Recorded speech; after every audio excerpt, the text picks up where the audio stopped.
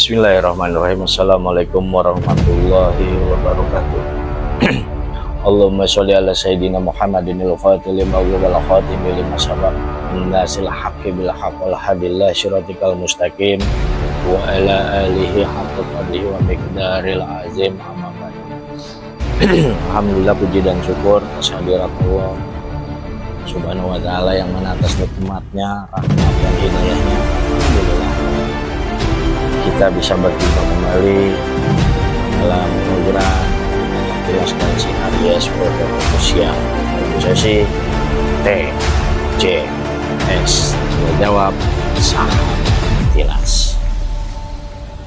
Sahabat Tilas dimanapun Anda berada, saya doakan mudah-mudahan Allah senantiasa mencurahkan dan melimpahkan segala rahmatnya untuk kita semua, dan juga Allah senantiasa memudahkan segala urusan para sahabat sekalian, melancarkan usahanya, memudahkan rezekinya dengan rezeki yang halalan lan thayyiban, dan yang terpenting Allah berikan keberkahan, keselamatan dunia akhirat. Amin amin ya robbal alamin. Oke, kita berjumpa kembali sahabat Tilas di part kedua fenomena sang musafir Joko Kendil. Nah, sebelumnya saya jabarkan ya tentang sampai bab karomah. Apakah karomah itu yang menentukan ya wali atau bukan wali? Ya. Apakah wali juga harus dengan berpakaian yang nyentrik-nyentrik, aneh-aneh? Kita nggak tahu sahabat. Semuanya itu hak prerogatif Allah. Yang jelas Allah pandai menyimpan di mana tempat-tempat teraman perhiasan-perhiasannya. Nah, itulah diibaratkan para kekasih-kekasih Allah. Lalu kita kembali kepada bab karomah. Apakah karomah setiap hari? Nggak bisa. Seperti, karomahnya Mbak Joko Kendil ini dia naik numpak macan, ya. Macan bodas, maung bodas. Ya wallahu alam, itu urusan dia. Saya nggak tahu. Yang jelas, yang namanya karomah yang nggak bisa setiap hari. Kalau memang beliau kuat. Lalu itu baru numpak macan, ya, yang notabene-nya kita masih bisa lihat dia berjalan kaki dan butuh waktu. Andai kata dia bisa melipat waktu, melipat jarak, melipat ruang, apakah itu udah pasti wali? Belum tentu sahabat. Kenapa belum tentu? Karena kalau cuman untuk menyingkat atau melipat waktu, melipat jarak dan melipat ruang, itu perkara mudah bagi iblis. Nah, itu. Kenapa perkara mudah? Iblis mampu melakukan sebentar ada di ujung timur dunia ini, sebentar dalam sekejap ada di ujung barat dunia. Apakah dia wali? Bukan. Ya, bukan. Dia bukan wali. Apakah dia yang dirahmati? Bukan. Dia dilaknati. Jadi hati-hati sahabat, jangan terlalu cepat ya menilai sesuatu. Ya, kadang kita melihat di luarnya itu buruk, ternyata di dalamnya itu baik, seperti kita melihat buah durian. Ada yang kita lihat di luarnya bagus, di dalamnya buruk, seperti kita melihat buah kedondong. Ya, jadi bab itu ya, kita nggak pernah tahu ya apakah benar ini semua adalah karomah.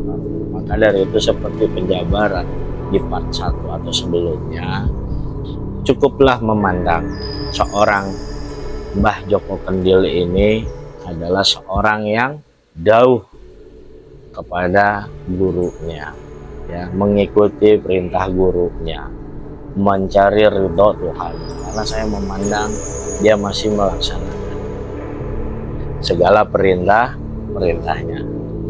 Lalu apa perbedaan, ya, mana yang menjadi ciri-ciri wali? Apakah karomah? Kan karomah tadi bukan. Lalu apa ya, yang membedakan itu? Ya, bukan karomah yang menandakan ciri-ciri wali, tapi berjuhud. Nah, itu berjuhud. Ya. Loh, apa berjuhud? Ya dia benar-benar semuanya ya apa seketemunya. Itulah sifat-sifat yang dijalani oleh para musafir. Dia melatih dirinya untuk berjuhud. Rata-rata orang yang melaksanakan tirakat musafir itu ada ketentuan. Salah satunya mereka tidak boleh meminta, meskipun mereka sudah terasa lapar gitu. Mereka tidak boleh meminta meskipun ini hanya seteguk air. Jadi di sini adalah melatih keyakinan kepada Robnya. Apa yang dia temui itulah rezekinya. Nah, itu sebenarnya bukan Mas Joko Kendil aja, banyak, cuman belum nggak viral seperti Mas Joko Kendil. Ya, ada juga yang bersembunyi. Ya, ini ngelihat karena pakai caping, terus pakainya hitam-hitam, mangsi hitam, dia berjalan kaki, wah langsung macam-macam opininya. Saya menghormati beliau-beliau karena saya pun pernah ada di lebah itu. Ya, saya menghargai sekali. Sebaiknya kita jangan bersuuzon. Kenapa?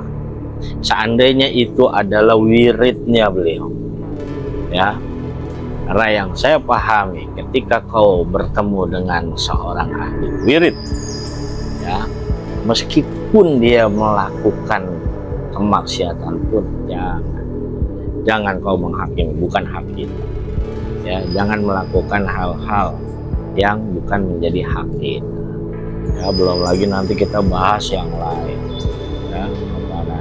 Yang jelas kita masih lihat beliau ini masih melaksanakan kewajibannya. Mungkin dasar dia melakukan perjalanan ini adalah dasar ibadahnya dan itu haknya beliau. Ya, mudah-mudahan di part kedua ini bisa cukup menjawab ya pertanyaan dari sahabat Tilas, yaitu dari Mbak Octavia Ramadhani. Dari sudut pandang saya, baiknya kita bukan kepada Mas Joko Kendil aja, ya, kita kepada siapapun kita senantiasa menjaga hati kita untuk senantiasa berhusnuzon. Seandainya kita meyakini pun jangan terlalu berlebihan, nanti bergeser, ya, jangan sampai berlebihan seolah-olah Mas Mbah Joko Kendil ini memiliki karomah-karomah yang luar biasa. Hati-hati, nanti bisa tergelincir akidah kita. Kita nggak boleh seperti itu. Jangan pernah menggantungkan harapan kepada apapun dan kepada makhluk siapapun. Cukup kita menggantungkan segala hajat dan harapan kita, yakin kita hanya kepada Allah Subhanahu wa Ta'ala. Ya, mudah-mudahan cukup jelas penjabarannya. Tetap jaga kesehatan, jangan galau di tengah kesulitan, yakinlah selalu ada kemudahan. Maka dari itu, jaga selalu istiqoroh, qanaah, dan istiqomah dalam mencari ridha Allah. Maju terus di jalan yang lurus. Assalamualaikum warahmatullahi wabarakatuh.